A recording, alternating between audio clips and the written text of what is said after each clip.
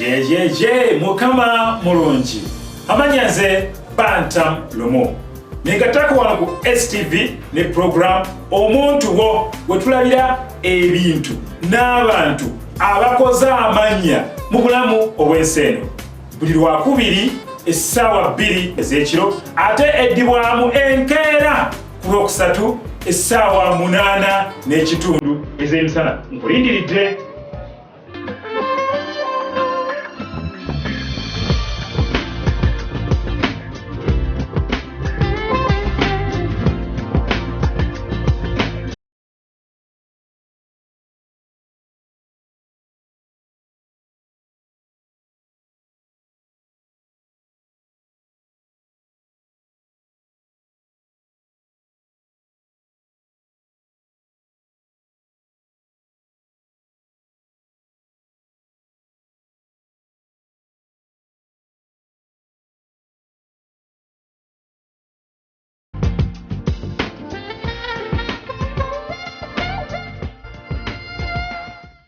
Omulungi alaba STV ngulamusiza kunye mukwano gwange bitambula bityeyo kansubire nti embeerayo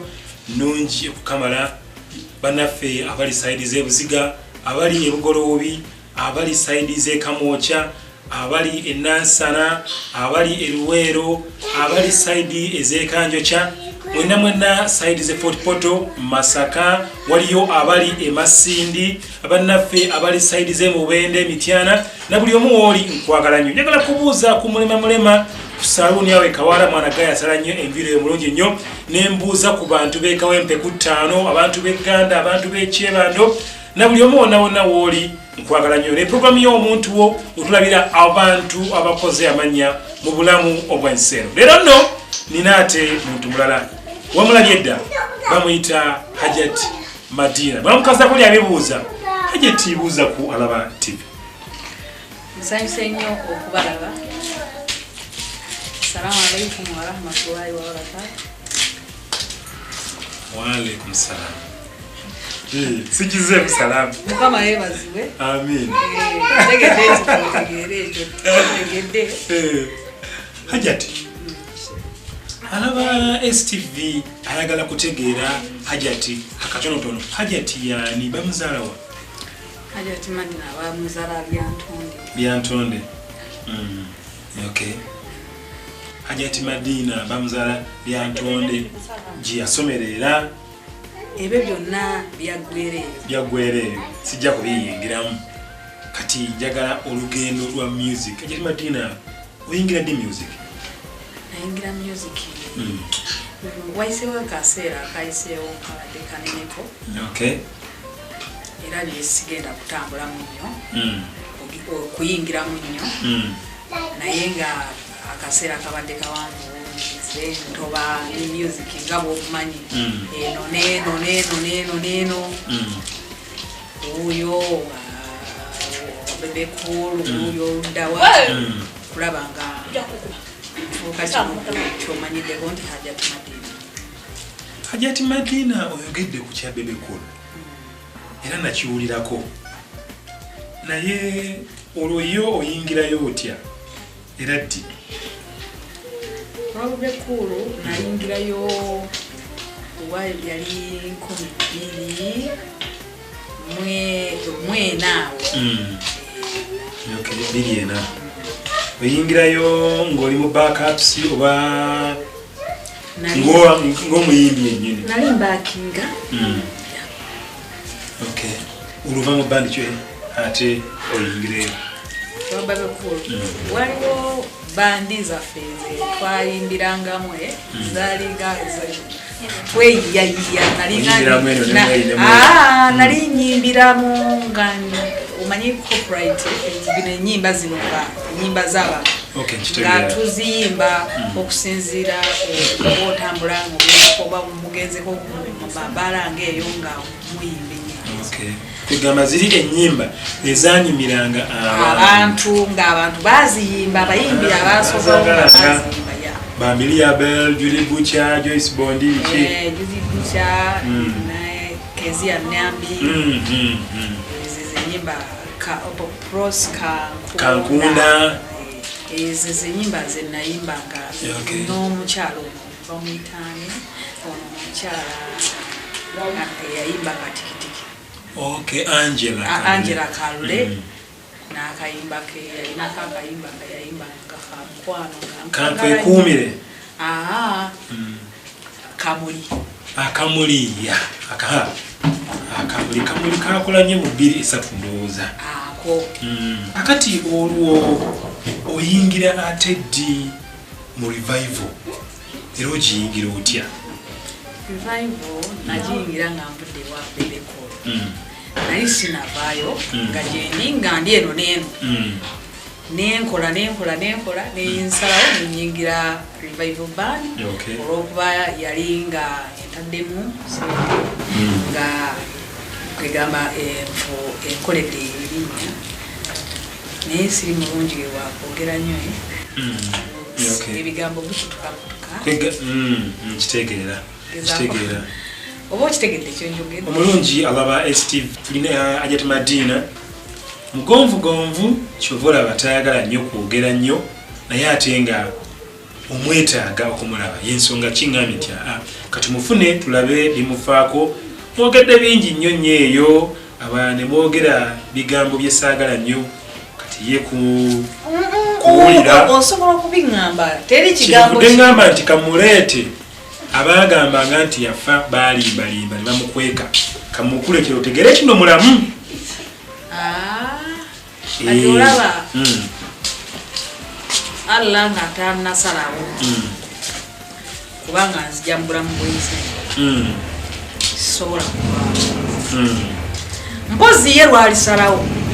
n'agamba nti kyekiseera Madiina ave mu bulamu bw'ensi ngenda kukola ki kitegeera naye nga obulamu saawa zonna zisobola okujja nebukyuka olaba nti TV ndi ku TV bagita STV sikyekyo era njagala nnyo abandaba mwebaze nnyo omukyala gwe bayita Mama Fiina yakola ekisoboka kyonna okulaba nga Madiina abeera mulamu abayimbi bangi nnyo abajja bambi ne bandabako ne bansaasira Kaziwe Kapo omukwano gwange nkwagala nnyo kati ndaba abalala bonna Sitabwana Tororema Namakula bonna bambi abajja ne bansaasira obulwadde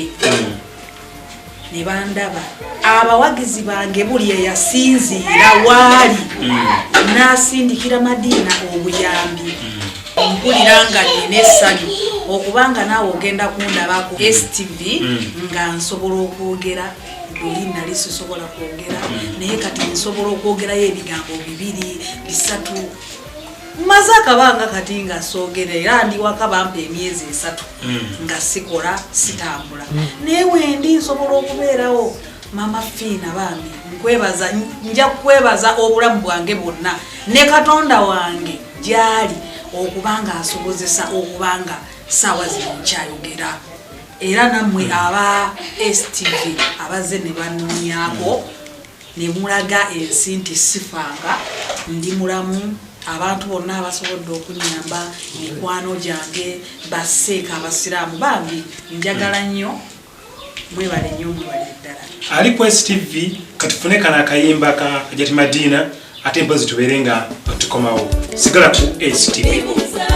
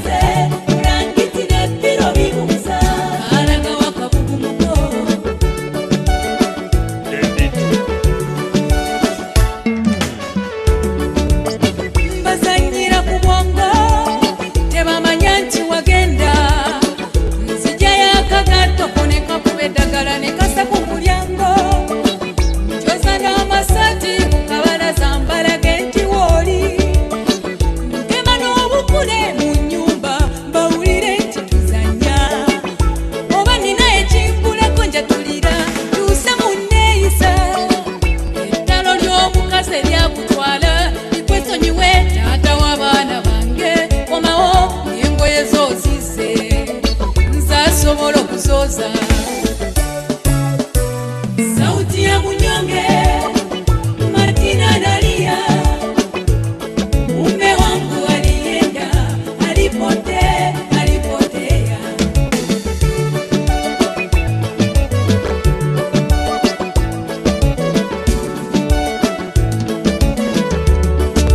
abana tebamanyi kitabwe bwafaanana wabaleka mabujje neiba kojo bajajja bwakyala oyo gwe bayita taata itamu bulamu bwakwe busambikirira embeera yange nsula nkaba sikiragala bantu abo zanya bbati nnene okubalaga nti nnyinimu munju mwali kola oluyombo mu kisenge kyange mpuzabuza bali ebweru balowooze nnina omwami gwenyombesa nkoye engegezo enceto zireeta nazina enviiri mukwano ziwedde ku mulembe naye nga lwakyo nonyo nyombesa ppiro oba kisenge wasudde ddala lyenze olujja lwa wano lubuuza yalagawo ebigere byo bibuuza enzigi n'amadirisa bibuuza walagawo ensikula dalyenze bulangiti ne ppiro bibuuza alagawo akabugu muto daba okwagala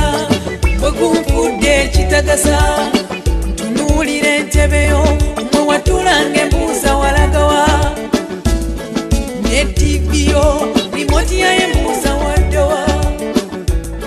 entamu yawaka embuuza emmere kinagikendezako ate akambe kawaka kebuuza nga tekakyawaatako tanamba ebisolo byawaka amatu gaabyo nga tekakyawulira ku ddoboozi lyo nga ndabye sauti ya munyonge Madiina nalia machozi mume wangu alienda alipotea sauti ya munyonge Madiina nalia machozi mume wangu alienda alipotea sauti ya munyonge Madiina nalia mume wangu alienda alipotea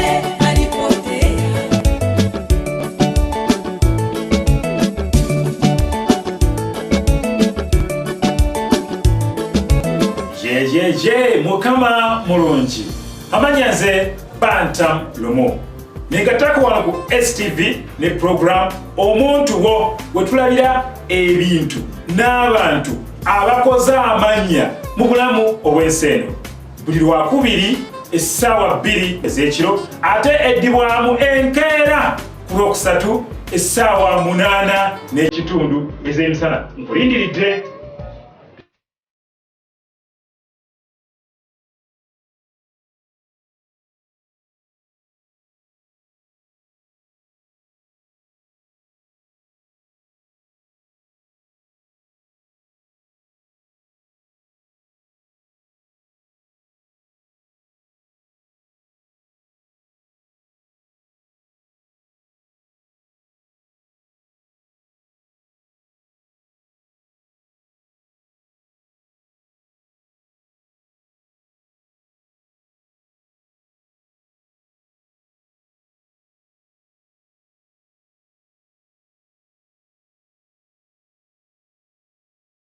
Mine Hajjat Madiina wano ku STV mpolampola mugonvugonvu naye agambye nti wakiri kayogereko namwe ekigambo kimu bibiri kati Hajjat Madiina ekigambo ky'obugonvugonvu butandika butya? Obugonvugonvu busobola okutandika wonna we butandikidde naye nga bwatandika ndowooza wayiseewo ebbanga nga buluma naye nga sidde nnyo bwagwira bwalinga obulwadde pressure zanfuka nenfuna stroke kati bwe nafuna stroke nenfuna bleeding bwongo kati nenfuna okukyankalana kw'emisuwa nemba nga sobola kutambula nemba nga sisobola kubaako kintu kyonna kyenkola nenziba omumwa nemba nga sisobola kwogera kati kwegaba bwe bityo era ne bwe natuka mu ddwaliro ne bampa ebbanga ne bagamba nina kumala emyezi 3 ng'asizzeemu kubanga nkola ki nga ngenda ewali ekintu kyonna ekireekaana after emyezi egyo 3 nja kuddamu nnyimbe oba balabe bo abasawo bagenda nga bampima balabe wenaatereerera naye nga nnina okuba nga mmira eddagala lya pressure ery'obwongo okulaba nga kalika akasuwa akatwala omusaayi ku bwongo nga akatereera bantu baagera bingi balala bagamba nti kirabika nti engeri gye wavaamu mu bandi ya revival nti pastor yiga kati mbu yasindika mbu ebintu abantu bwe babyogera anti kati nze kyemmanyi nze nina okukkiriza okugamba nti teri oba nze kyekirinzita simanyi nina okukkiriza okugamba nti teri muntu asobola kuntuusaako kikyamu nga Allah tayagadde enfe era olunaku we luli kyakumakya nga Mukama asazeewo ngende ne bwe ndiba nga bansindikidde bijadu nja kukkiriza nfe kuba lwe lunaku lwe basazeewo lwali bakkiriza nze olunaku Katonda lwentegekedde nti we ngenda okufa sisobola kudugaana sisobola kubanga aba asazeewo nfe naye nze okugamba nti pastor yandoga ate andoga atya ye musajja eyanteeka ku maapu gwe kyozagala okugamba nti osiga ebijanjaalo ne bimera osiga ebijanjaalo mu ttaka ne bimera ne bituuka okulyako ebisoobooza bulungi nnyo ne biriibwako ebisoobooza awamu ebijanjalo ebyo ebimu ne bifa ebimu ne bisigala nga biramu bikyagenda mu maaso biyirira kati ibi ne bifudde okuula bikuule n'obisuula oba nabyo ogenda olyako ensi ebijanjalo ebyo ebigenda bimerako akatono ogamba nti kangende nga nkuulamu ebifudde byonna ebigongobadde mbisuule oba obireka ne bikula nonogako obujanjalo bubabuzeemu njogedde bulungi ontegedde kati nze mmanyi nti pastor tasobola kundoga nkimanyi nti asobola okukeera ku makya bwe mbanga nnyina ensobi nsobola okukeera ku makya nze mwennyini ndi muntu ate newaffe mu basiraamu bagamba omuntu bwe yeetunda asonyiyibwa nsobola okusituka ningena mu maaso ga pastor nemwetondera nemugambwe Mukama wange nkimanyi nakunyiiza naye nsaba onsonyiwe okitegeera ekitegeeza nti asobola okunsonyiwa naye ate tasobola kukwata ddagala nandoga gwerowooza nti no kyaki yeddogo kyaki eye sabo kyaki eya pastor yiga sabo simanyi kati bwe bibanga si sabo gwokkiririza otya mu muntu agamba nti pastor yiga yandoga abali abakyogera bakijjemu gwe bagambe nti bannange yagende bwati nze si yandoga pressure zange zezangubanga ne zinfuula kirala naye nga pastor si yandoga nze natuukako n'ekiseera ekigamba nti ebigambo bino oba abantu boogedde nnyo kuba si gwe wekka nange babiŋŋamba pastor yiga alayika yakuloga naye nze nkimanyi tasobola kundoga nkugambye gweoyinga okwisiga ebijanjalo byo ne bikula ne bimulisa ne bireeta ekagga ne biva ku nkagga ne bikula bulungi nnyo ebifudde obikuulamu n'obisuula kati gwe kibale nti no ku pastor yiga nali nafa okitegedde nali nakola ki wafa okitegedde bulungi naye nga teyanzita nga si ye yayanzita okitegedde bulungi nze navaayo nga nze okusinzira ku kyatuukawo bingi ebyatuukawo byesigenda kulambulula ekitegeeza nze nalina ensobi nyingi ezaaliwo omusajja wattu nga pastor yiga zatamanyi era ekitegeeza nti bwe buli kyakumakya onzigeeyo nno ebigambo bye mbadde sigenda kwogera ate lwoli wona obulungi bwe buli kyakumakya nenzingamba nti kantuule njogere ne pasita osanga alimanya ensobi ezanzijayo okitegedde bulungi naye nga si kyekyo navaayo naye nga pasita ebyatuukawo byonna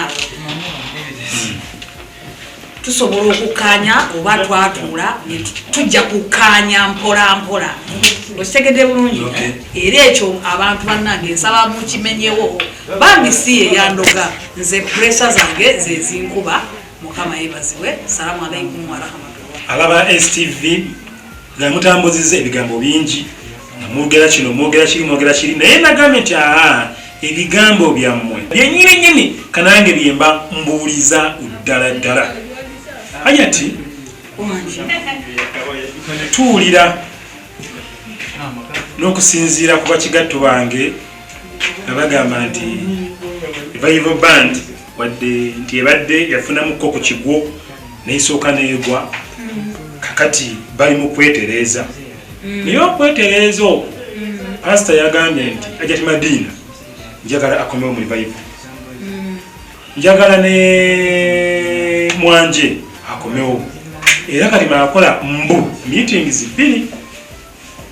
nemutuula mwagala ebyokujawa nti tuba nesoosezi zaffe zetwesiga ezituwa amawulire nze nina okubuulira ekintu ekituufu gwerinda ekintu bwe kinaaba kyengedde oba bwe kiriba kyabise nja kuyita nkubuulire alaba STV agambye nti bwe kiriba kyabise kitegeeza waliwo ekifumbirwa mu bigambo kimu bibiri tubulire leero embeera gy'olimu kiki egamba kyoyagala okugamba alaba TV eno tubulireyo ko ne kubimba bwolinawo kupya alaba TV STV njagala mbabuulire kino nti nsaba nnyo obuwagizi bwammwe era mbeebaza nnyo okubanga nga mubadde mumpagira ebbanga lyonna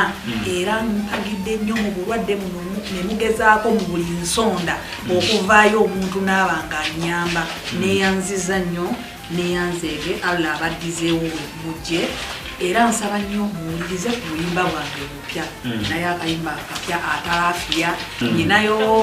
akayimba akapya gumira kwoyo mijjulo n'ebibuuza jjajja waazo kati ndabira ddala nti bwe munaaba mumpagidde mwe mugenda okunfula kindi okunnyongerako kuba mbadde mulwadde era nkyali mufuba okulaba nga nange nkomawo ebigambo nga bidda naye nja kudda kubanga bagezezaako okunnyamba maama Fiina mukama amuwa omukisa salamu alaikum warahmatullahi wabarakatuh alaba STV tukwatagane ate olunaku olulala mbadde ne Hajjat Madiina twamukazaako lya bibuuza